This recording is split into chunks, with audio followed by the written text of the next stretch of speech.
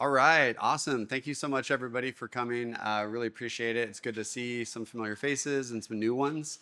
My name is Kevin Jones. I am a developer relations engineer working for the Graph, but I'm also a core member of the Build Guild, working, or BuildGuild, depending on how you want to say it, working on Scaffold ETH and supporting the Ethereum ecosystem. Today, we're going to be talking about Scaffold ETH, how you can kind of use it as a really good starting point to build your application. But I want to talk just briefly about the Build Guild. The Build Guild is a Wyoming DAO that really is just aims to help get developers onboarded into Ethereum in an easy way. And so there's a number of ways that we do that. We have different challenges that Philip here is going to be speaking about a little bit later on Speedrun Ethereum. We also have some batch programs where we bring in a bunch of developers that are eager to build interesting tools that have a product market fit. And we also have a grants program. So if anyone wants to get more information, you can go to buildguild.com. But the flagship thing for the Build Guild is Scaffold ETH. And so that's what we're going to be focusing on today. Scaffold ETH, you can go to scaffoldeth.io and you can get everything you need just on this one landing page. It is a GitHub project, but there also is a Create ETH application that you can use that will help you install everything using a kind of a choose your own adventure style, and that's what we're going to use. If you do the @latest flag, you'll just always get the newest version. And this also has the link to the docs, which is very useful. We're going to be using that in our demo today. And then there's also a subgraph extension. So if you want to build on the graph, you can use the subgraph extension. Or if you want to build an ERC20 token, if you want to use Ponder, there's a whole list of extensions that are available here as well. So really, really cool way to use the existing build of Scaffold ETH, but then extend it to have some other functionality. You can also build your own extensions, which are really awesome. And there's really good documentation on how to do that in the docs. But we're going to go right into build mode. This is really a workshop with a demo kind of vibe, right? We're not going to do any slides. And to do this, we're going to run npx create ETH @latest, right? This is going to pull down the latest version of that. So it's going to ask you if you want to install that. You say yes, and then you just name the project, right? So we'll call this cons. And it's going to ask you what framework you want to use, right? So we support Hardhat or Foundry or no chain at all. So if you just want to build a front end that has access to RPC providers and stuff like that, you could. Or if you want to just build some kind of application with no chain at all, you could. I'm going to use Hardhat. It's really up to you. It's a preference. It doesn't really matter. Hardhat has just been around a little longer, and I just like to use that one. So this is going to basically bootstrap a project for you, and it's going to install all of the dependencies using Yarn. So it is a Yarn repository. It's a monorepo, which means that it has the chain, and then it also has the front end, so two different folders. And then it's going to go and format all the files for you in using a prettier, basically, a formatter.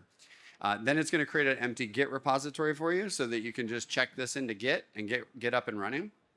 And so we'll do that. We'll let that run just for a second, and we'll go into the cons directory on each of these. And then while we're waiting, let's go ahead and load it up in Cursor. So I like to use Cursor. If you haven't vibe coded anything yet, I highly recommend that you get Cursor or some other AI-enabled IDE, because there's really a lot of power in using AI to build applications, especially in Web3, and especially with a starter kit. The cool thing about Scaffold ETH is Scaffold ETH is all fully TypeScript. So in that sense, the AI is really good at understanding the structure of the application. And there's also a cursor file that's already created for Scaffold ETH that will always run. So if you have maybe been around for a while, you may have heard there was a previous version of Scaffold ETH. And so a lot of the large language models still have the old versions of the hooks and components and stuff. And so sometimes it can get a little confused. And so this Scaffold ETH MDC file will always run if you're using Cursor, and basically make sure that it's going to the right place and using the right hooks and components. I'm going to close the AI chat for now. We'll probably use that a little later, and I'm going to close this. And let's just take a look at the directory structure. So if we come here, there's a packages folder, and there's a Hardhat and a Next.js folder. Okay, so your chain, if you chose Foundry, would be Foundry, but we're in Hardhat. And then there's a contracts folder. So it comes with a starting contract. It's like a very, very basic contract. It's a greeter contract that basically says like, hey, here's a greeting. If you want to change it, you can call that function to set the greeting. And then you can also pay some value if you want to. And if you do pay some value, we change a Boolean from false to true. And then we also do some counters and stuff like that. And it also has this modifier, an ownership modifier, which basically is like a light version of something like OpenZeppelin ownable. And it has a constructor. If you're not familiar with a constructor is basically gets deployed at the time that you actually deploy your smart contract. And so anything you want to define for your smart contract, you would put in there. And then there's like an event and some other variables defined. But all you need to do is, now that we have the project scaffolded, we can go into the cons folder and we can do yarn chain. Okay, so yarn chain spins up Hardhat or Foundry, whichever one you're using. And then in the next folder, we're going to do, or the next window, we're going to do yarn start. So you need a few windows open because you need to run your chain and you need to run your front end, and then you need a third window to basically do your deploys. So you can just open different terminals to do this. So in this case, I have 3 terminals up, and now my front end is up and running on port 3000. And then all I need to do is just do yarn deploy like this. And it's going to take that contract that comes with Scaffold ETH, and it's going to go ahead and deploy it to Hardhat or Foundry. Running a little slow, but there it goes. We get some like console output that comes from console log, and we get some stuff that comes from Hardhat here that says that it was successfully deployed. We get the address of the contract, the transaction hash, and then we can see that console log came from Hardhat as well, and so it's working, at least it looks like it. So now we can kind of load up Scaffold ETH on port 3000, right? It's a React application running on Next.js. And we are using, like I said before, like fully TypeScript. So we'll get into the types that you can kind of use. And what's really cool about Scaffold ETH is we have this concept in Ethereum with of what's called an ABI, right? And it's basically short for application binary interface. And it's really just like tells your front end how to interact with your smart contract, right? And so what Scaffold ETH does is it has a script that runs that generates all the types for everything in your contract. So what you can do is you can come here to this debug contracts tab, and it automatically knows exactly what functions and variables are defined in your smart contract. So it lets you start prototyping really quickly without having to build a UI, right, for your application. So we automatically know that we have a greeting variable, and we have an ability to set the greeting, and you can pass it in here as a string. And we have the ability to also pay some way, which is like the lowest denomination of Ether. And we can update it. So we could say ETH global con like this and hit send. It's going to tell me, well, I don't have enough money to pay for gas, right? We need to pay for our transaction to be on the blockchain. And so what else is cool about Scaffold ETH is it comes with a burner wallet. So this burner wallet is inside the browser session.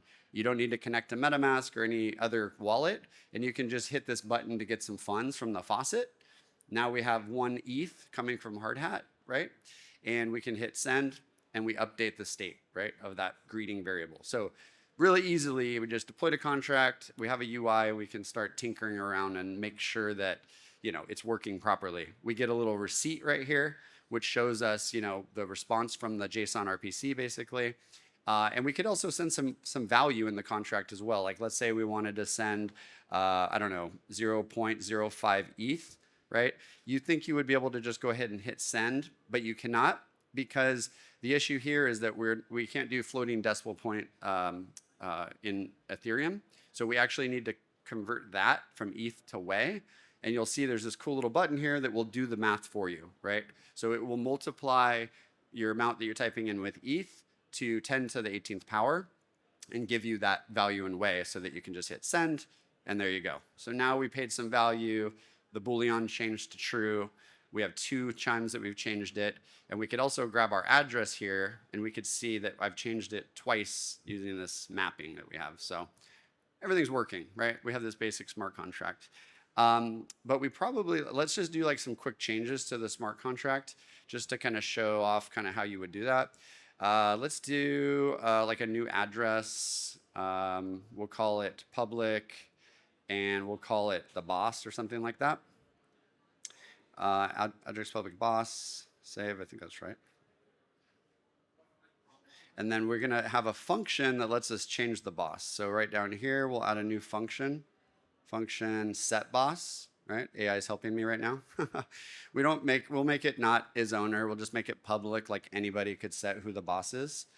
And so what we have here is a new variable called boss, and we have a new function called set boss, right?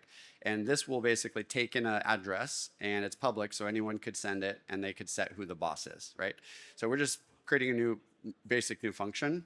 Now we can come over here and redeploy our changes. So we'll get a whole new copy of the contract because the contract has changed. It was going to detect that and give us a new contract address right here. And if you ever want to force a new contract, you can do yarn deploy -- reset, and that will make sure you get a new contract. So Hardhat, if it doesn't detect that there's a change in the contract, it won't give you a new artifact.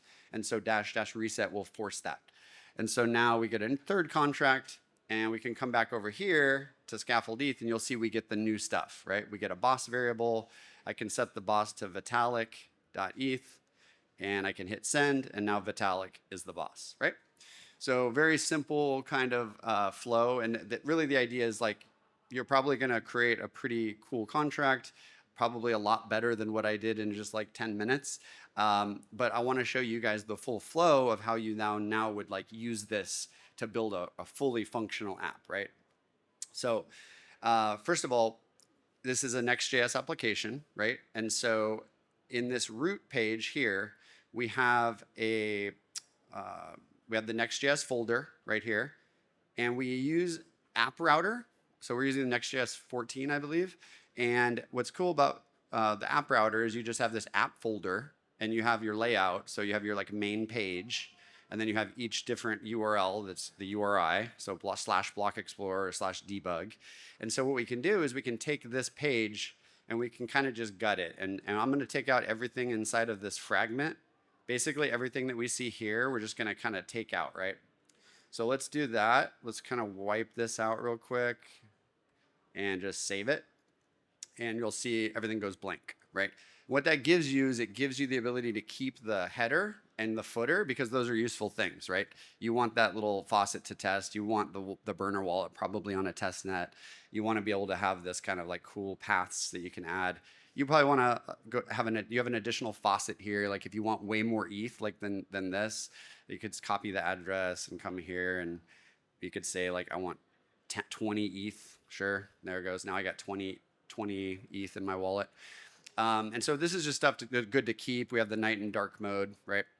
And then from here, we can start building out our app. So what do we want to do? Well, we want to find out who the boss is and display it. Now, if you use Scaffold ETH, if you haven't used Scaffold ETH in the past, we use DaisyUI. So we have DaisyUI built in, and we also use Tailwind CSS. So what I always like to do is just go to DaisyUI, and 5 minutes? Really? I thought it was a 30-minute. Oh, okay, got you. Okay, so you go to DaisyUI, go to cards. Let's see, I'm gonna grab a card.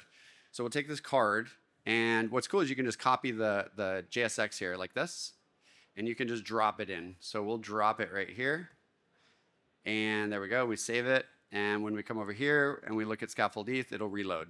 Kind of not in the best spot. We probably need to add some like CSS to it. So I'm not much of a CSS person. I usually use AI to do it, but let's just try. Let's do class name. Yeah, sure. I love AI. It just helps me so much. There we go. Okay, so it put it in the middle for me. You're going to use AI a lot, so I'm not going to explain what I just did. But here we can take away some of this stuff. Let's get rid of this paragraph, and we'll keep the title. We'll call it like who the boss. And we'll get rid of this image because we don't really need the Nike image, right? There we go. What did I get? There we go, like that.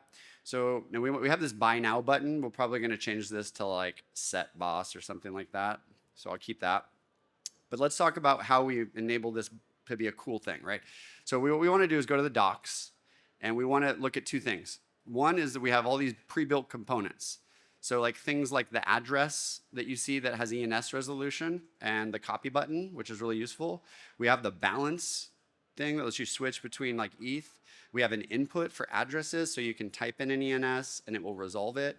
We also have the Ether input, which lets you put in like US dollars or ETH and like flip-flop it. And then we just have like a standard basic input. And so we're going to use this stuff in a sec, but the next part is the hooks. Here are the hooks. The hooks allow you to read and write to the contract. So if you want to read data from a smart contract, you have this hook. And this hook is really useful. So we'll grab it. Let's grab the hook and let's put it up here. So we're going to grab, not the counter, but we're going to say current boss. And you'll see that we get an error that it's not added. And so we can say quick fix and import it. And then it'll appear right here. And then we can pass in what it is. So we want to get the boss. And we also don't need to pass any arguments, but if you needed to, you could. And there we go. So now we have this data coming back from the blockchain called current boss. Now we can say, all right, let's go ahead and let's put it inside its own div. Oh, there we go, current boss, perfect. So here we go. Current boss, that's really ugly.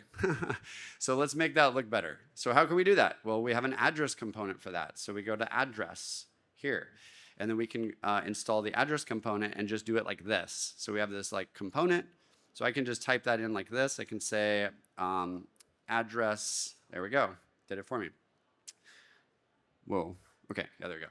Address equals current boss. Now we come over here, and there we go. Scaffold ETH is already starting to look a little better, right? We have Vitalik, he's the boss. We also have this button to set the boss, but we don't have any way to set it. So we can find out how to do that. So we come over here. Now we want to write to the contract, right? So we go to use scaffold write contract.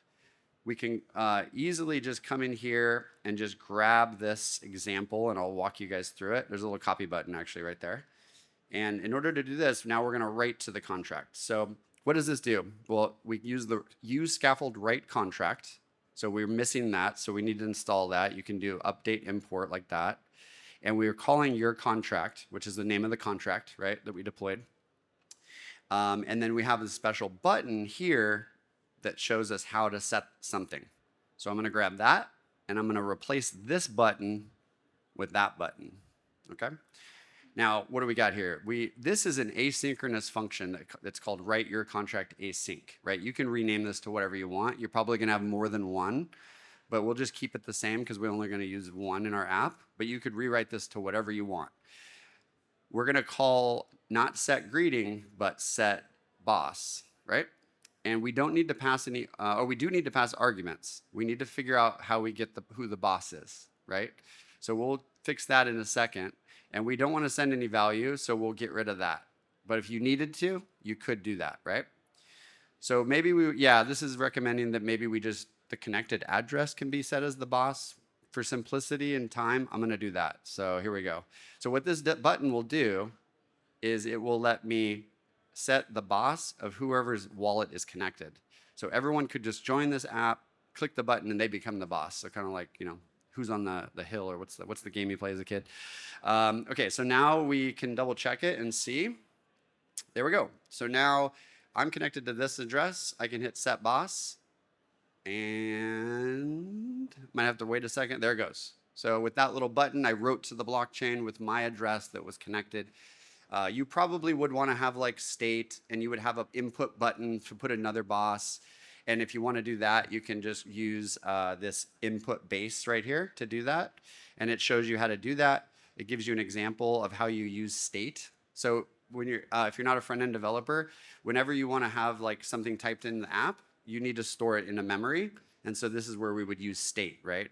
So we would have like a little state, and we would put that into state and then use that input to keep track of every time someone typed in something and add it. Actually, you'd want to use address input, sorry. You'd want to use this one, which is like right here. So this is a full-blown example of how we could do that. For the sake of time, I'm not going to do that, but you have all the docs here. It's very easy to follow. What I want to show you real quickly is how quickly we could ship this app out, right? So it's on our laptop. Now we need to push it to a chain, right? So we don't want to use the private keys that come with Scaffold ETH. We actually want to do a yarn generate. And what that will do is it will generate a private key and store it on your local machine in an encrypted format. So here you would want to type a password, right? It's a demo, so I'm not going to do it, but you should type a password and then confirm the password. And it's going to generate a public key, public address for you, and a private key and store it in your env file. So all we need to do now is if we want to deploy this to base, we need to just go yarn account like this. And sorry, yarn account. We're going to get the address here. Just hit enter or your password. There we go. So now we're going to load this up. You get this little QR code. So what I can do now is I can grab my wallet here and I will scan right here. And I will send this, I don't know, like $1 or something like that. On base, I will send $1. Do I trust this? Yes, I trust you. Okay, so now I just sent $1 to this account, right? Now my deployer is funded. All I need to do is yarn deploy -- network base. It's going to take my smart contract. Not going to use Hardhat anymore. Well, it's going to use Hardhat, but it's going to deploy it to a public network. And that'll take just a split second because it's got to actually like send the transaction. Hopefully the funds went through. There it goes. Now it's done. So it's deployed. So we have the address. So if I go to base scan now, we go to base scan and we type in that address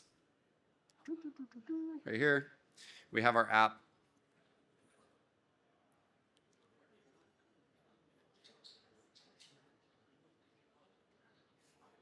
Okay, so we have our app, our smart contract deployed, but it's not verified. All we need to do is yarn verify -- network base. And it's going to verify my smart contract. That easy. Next thing there it goes, it's going to verify it, just waiting for the results, and it will be successful. And while that's doing that, I want to show one other thing real quick, is we want our front end now to point at base. So what we need to do is go in here, we're still pointing at Hardhat. So inside of Next.js, there's a scaffold config, which is right here. And it has the chains.whatever. So all we need to do is change this to chains.base. You could use base Sepolia, base Goerli. Any chain that's supported on VM is going to show up here. Save it. And then what will happen is here in our app, we'll actually get kicked out of our burner wallet because we're on a mainnet. We don't want to use a burner wallet on mainnet. And we'll need to actually connect our wallet here. So we connect to MetaMask. Boom. And we have the current boss has not been set, but now I'm going to set Grixel as the boss if I have ETH in there, which I think I do. There we go. So I deployed this app, the smart contract. I'm the boss of the app. We built a basic UI. The last step would be that you'd push it to Vercel or some kind of thing. And so to do that, all you need to do is do yarn Vercel :YOLO -- prod. And what that will do is it will log you into Vercel. You'll have to put in your username and password or like basically authenticate against Vercel. You choose a projects directory. You can choose where you want to deploy it. Do I want to use this one? No, I'll use a new one. No, and I'll name it Who Da Boss. And oh, it already exists. See, I did this demo too many times. All right, Who Da Boss, there we go. Do I want to modify? No. And there it goes. Now it's deploying my app to Vercel. So in the 20 minutes that I've been here, we built a very basic smart contract with Scaffold ETH. We built a basic front end, deployed it, verified it, and now deployed a front end app. And so then I would just need to come in here to Vercel and then update that to be public. Because Vercel by default, it will be private. And so you just need to go into Vercel and say, hey, turn off deployment protection, and it will be a public app. And then you can submit for the hackathon. So I hope that was a really fast run through. I know that was a lot, but the good thing is we have really good docs on Scaffold ETH docs, and I will be here pretty much all night. So let me know if you need help, and I will definitely take some questions right now. We have like 4 minutes for questions. Right? 4 minutes? Awesome. No? Just Yeah. a second, please. You're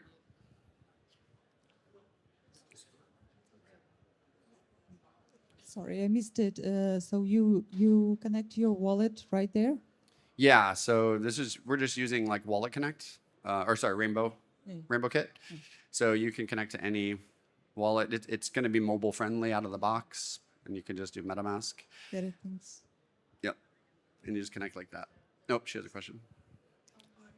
Regarding MetaMask, like, do you need to register, like your test MetaMask wallet, like make sure it's separate from not the one that you're actually That's a great using, right? question. I like that.